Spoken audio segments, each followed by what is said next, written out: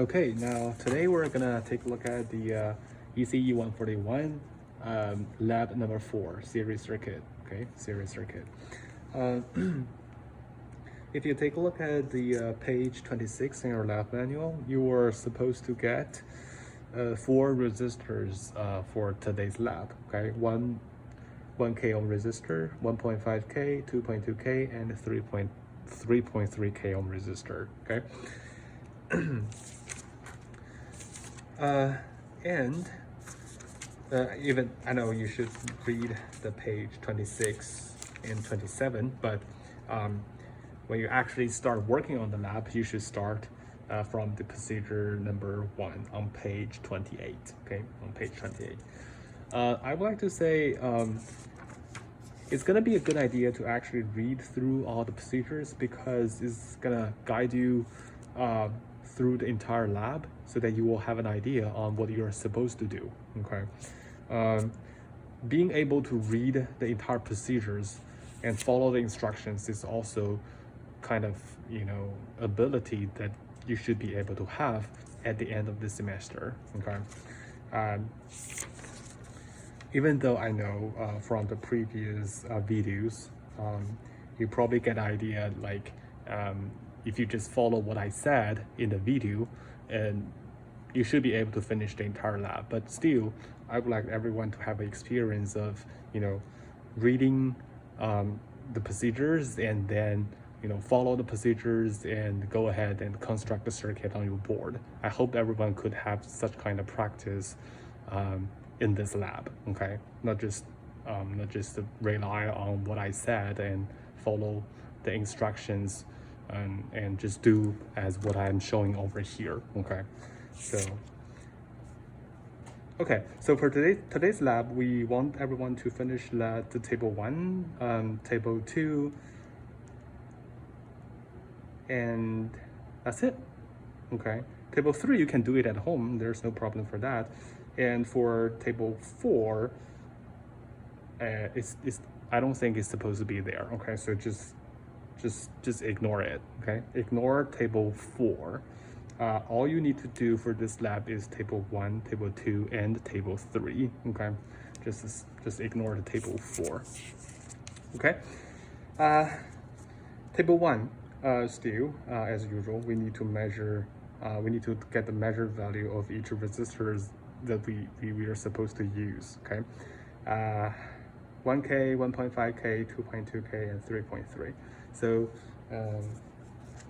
I don't think I need to repeat this step any longer, right? So you just put all resistors here and measure the measured value for each one and put that number in your table 1. Like I said, always make sure you have unit in there. Okay, don't forget about your unit. And for table 1, we have an additional row, which is RT. This is actually asking you to compute the total resistance and also the corresponding measured value. Okay.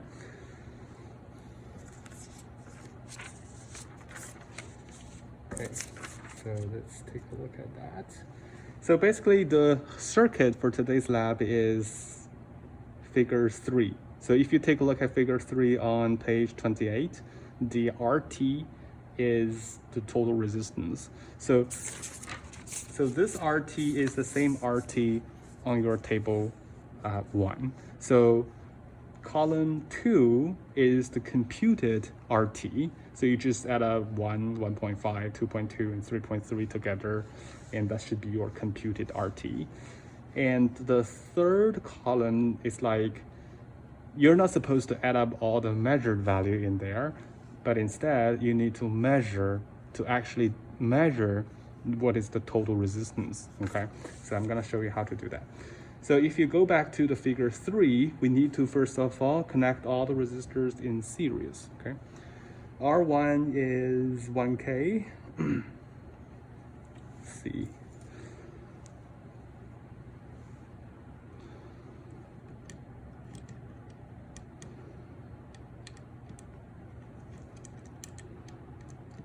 Okay, this is your R1 and your R2 is 1.5. Okay, 1.5. Okay. Brown, green, red.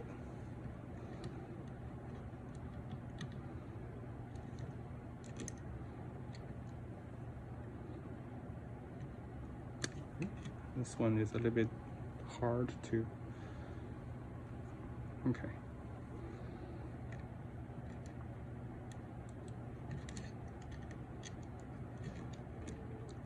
R2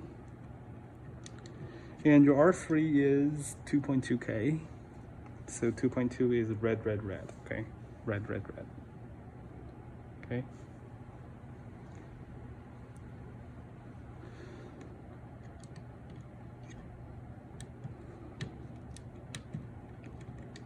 And the last one is 3.3K. So it's orange, orange, red. Okay, orange, orange, red.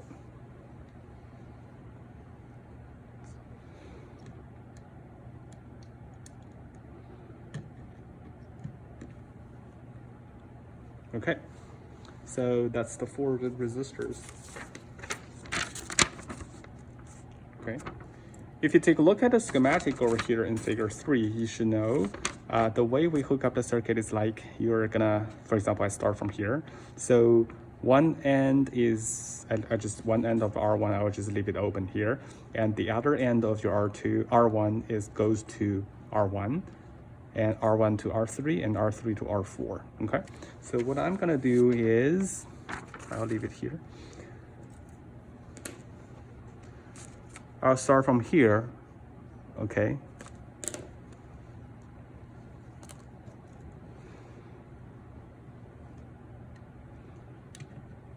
So this is your R1. I'll leave it like this because it's not connecting to anything so far. And the other end of R1 goes to R2. So the other end of your R1 goes to R2.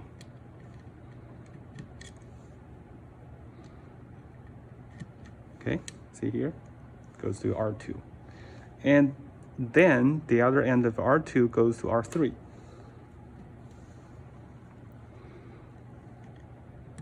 R2 and R3. Okay, like this. Probably it's a little bit hard to see, but it's here, okay? This one is here. Okay, now it's R3 and R4.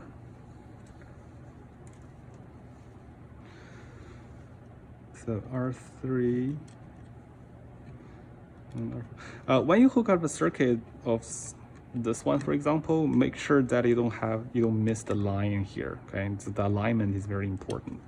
Okay, and R4 goes to whatever is supposed to be here. Okay, just leave it there.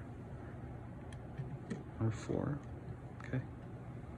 You see, I intentionally, you know, I just use longer wire for this because later on I will know this thing goes to the power. Okay, so that's why I'm using longer wire. I do it on purpose. So okay, so that's the figure 3. Okay, figure 3. Now I need to measure the R total. R total is the resistance between this open end to the other open end. So R1, R4. Okay, so what I'm supposed to do is I switch the thing into ohms, okay, and then I'm gonna measure actually from here to here. But you know, this is kind of hard for me to measure, so that's why I'm measuring here. That's gonna be more stable, okay? So here and here. So you can see on the multimeter, you can see that, right? Yeah, the multimeter is 7.9, okay, 7.9, and the unit for that is k ohm because I'm using the 20 k ohm range. So 7.90 k ohm, that's the total resistance. So you put that number in your table 1 in here, okay? in here.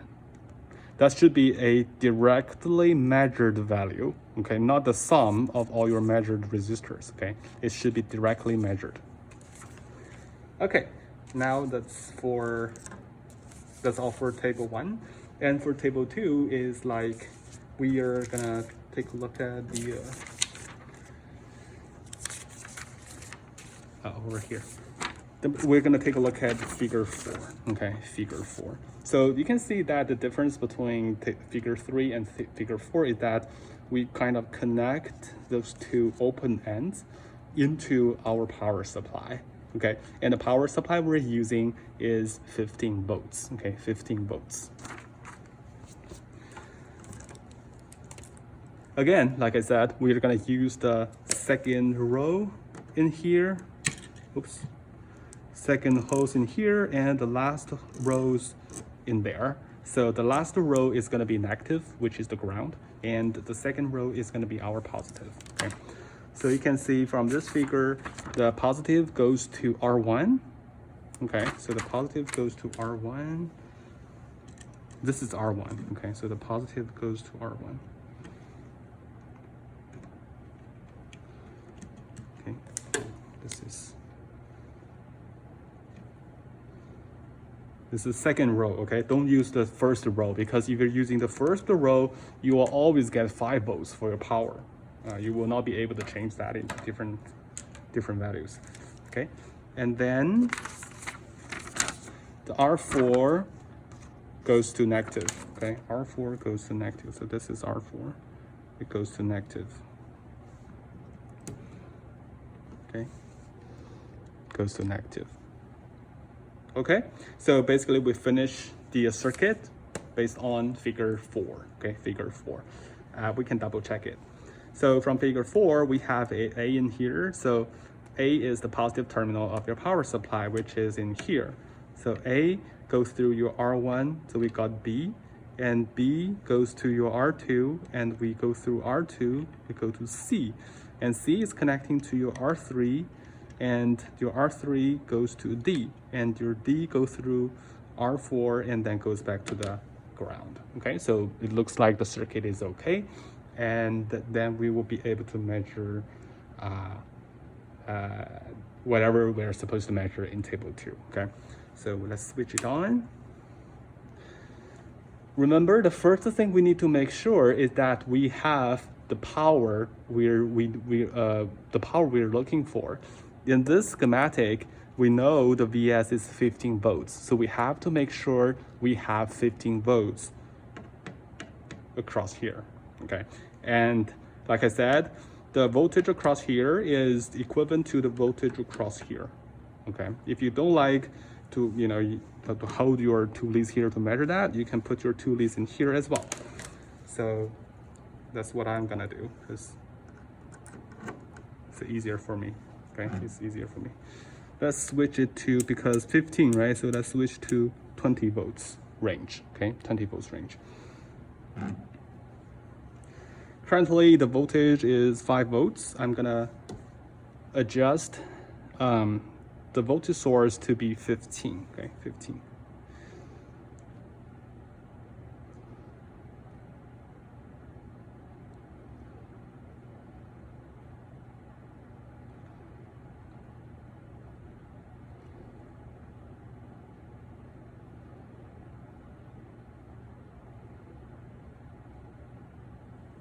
Okay, around 15, okay?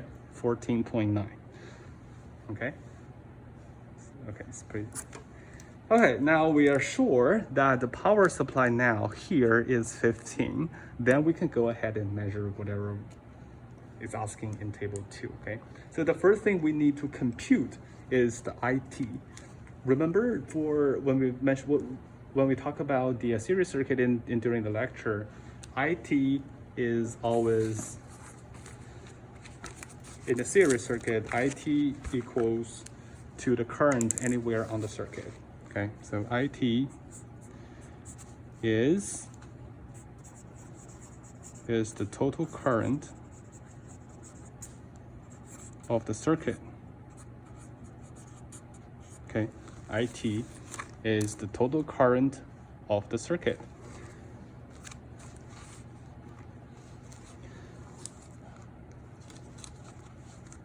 IT equals, you know, when you're trying to compute the current, you need to use the total, because you're looking for total current. So that's why you need to use the total voltage divided by your total voltage divided by your total resistance, right? So you have your VS. VS is the source voltage. That's the total voltage you can have. Okay, VS divided by RT. Okay, RT. VS divided by RT. We already measured or calculated the RT in our table 1, so we can directly use that number. So VS is, in our case, it's like 14.90. Okay, it should be 15, but always use the measured value. And then the IT is, because I don't have the number here, IT should be the compute. It should be here, the computed value of your RT. Okay, it should be 2.5, 2.5, 4.7. It should be, I think 8 k ohm, right? It should be 8 k ohm. So it should be 8 k ohm. And you should get a number in here, okay? And that number should be your I total, okay? I total. Okay, as for VAB, VBC, VCD, etc., how can we compute that, okay?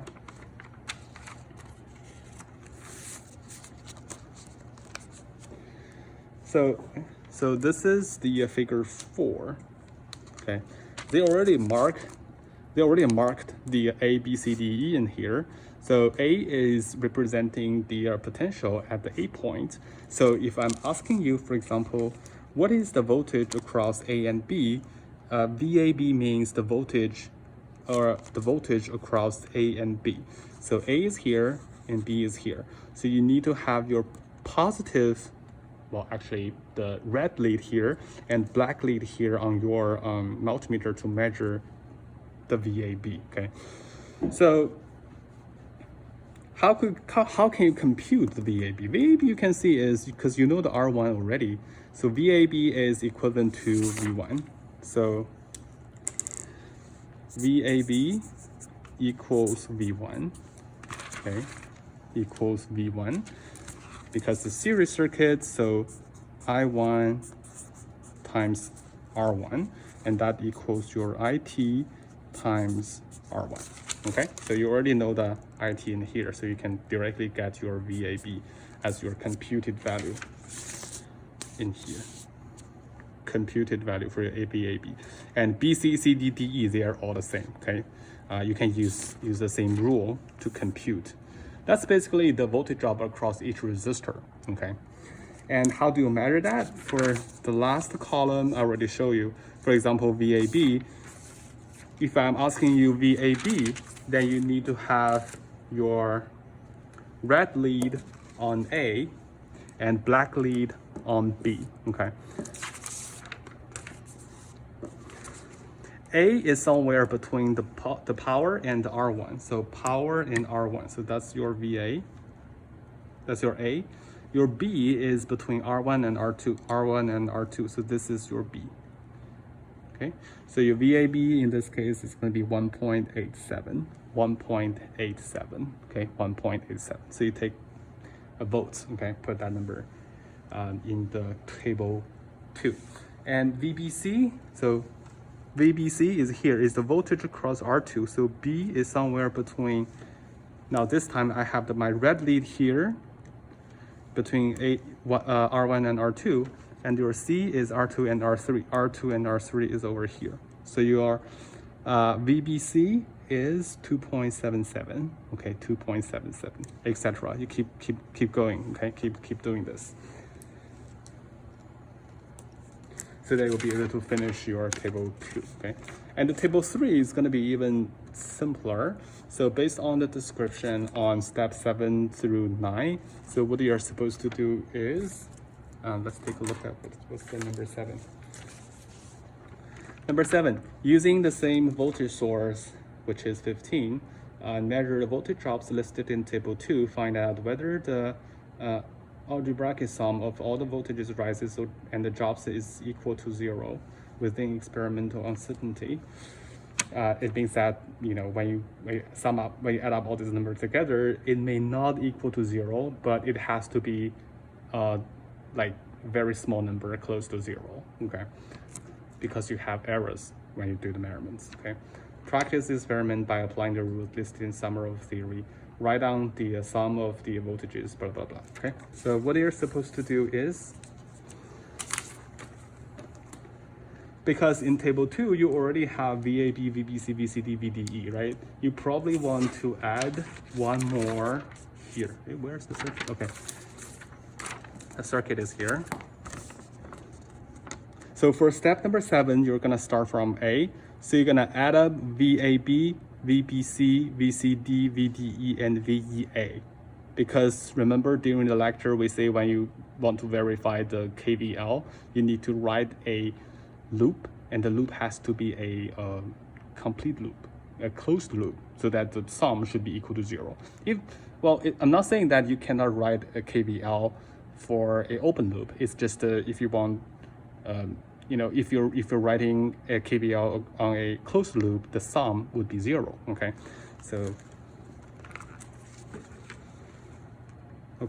so for step number 7, okay, so it should be VAB, VBC, VCD, VDE 加上 plus VDA. Okay. So for step number 7, you can get 1, 2, 3, 4, all these 4 variables from all 4 numbers from table 2, but not the last one. You probably want to measure it a little bit. You measure VEA, so it's like E is this one, and your A is here. So you measure across here, and it should be a negative number, VEA. Okay, should be a negative number. So when you add up those 2 numbers together, you will figure out the sum should be 0, or a very small number close to 0. Okay. And for step number 8, it's like you're supposed to start from a different point, because in step number 7, you're starting from point A, right? So you can start from C or D or E, whichever you like. Let's say we start from C. So for number 8, it should be, we're starting from C. So if we see D, DE, EA, AB, and BC. Okay. This thing should always equal 0. Okay. Because you can see you basically just swap the positions. You change the positions of all these numbers. And when you add up those 2 numbers, those 5 numbers together, it should be the same answer, right? It should be the same answer. And okay, and for 9, let's see. Open the circuit in point B. Okay, for 9, 7 and 8 is like you're writing KVL on a closed loop. But for number 9, you're actually write a KVL on an open loop. Okay, because number 9, open the circuit at point B. Okay, where is B? B is here. B is somewhere between R1 and R2. So I open the circuit from R1, R2. So this is B. This is A, this is B, right? So I open it here by taking the wire off and measure the voltage across the open circuit. Measure the voltage across the open circuit and causes voltage V open. So VB, okay, we're here. Okay, that's 14.94. That's basically equal to our VS, right? That should be equal to our VS. So this V open is our VS. Okay, for number 9. Number 9. V open is our VS. Okay. So prove that KVL is still valid for the open circuit. Write the sum of the voltages on the 3rd line of table 3. Okay. Hey, I'll put it here. Okay.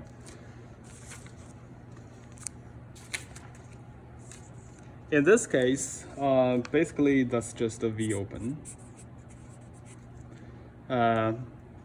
Because you have an open circuit in here, then your VAB is gonna be 0 because there's no current through it. So VAB is 0, here is open, but VBC is also 0, VCD 0, VDE 0. So basically it's just a bunch of zeros. The only number that you can have is the V open here because the B is opening here. So basically just a V open plus, when you measure your VEA, you will find out it is still negative 15 volts. Okay, so VEA.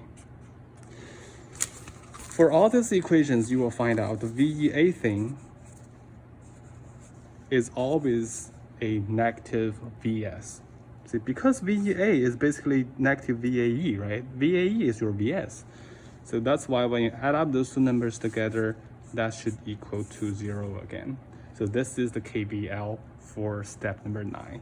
Okay, so that basically tells you you can write KVL for all the loops. Okay, so that's for table 3. Table 4, like I said, you should just skip it. Okay? I don't know why it's there, but okay. That's all for that's all for the lab 4. Again, make sure you answer all the questions on page 31 and include that in your lab report. Okay. Yeah. So just evaluation questions and that should be it. Okay. Thank you very much.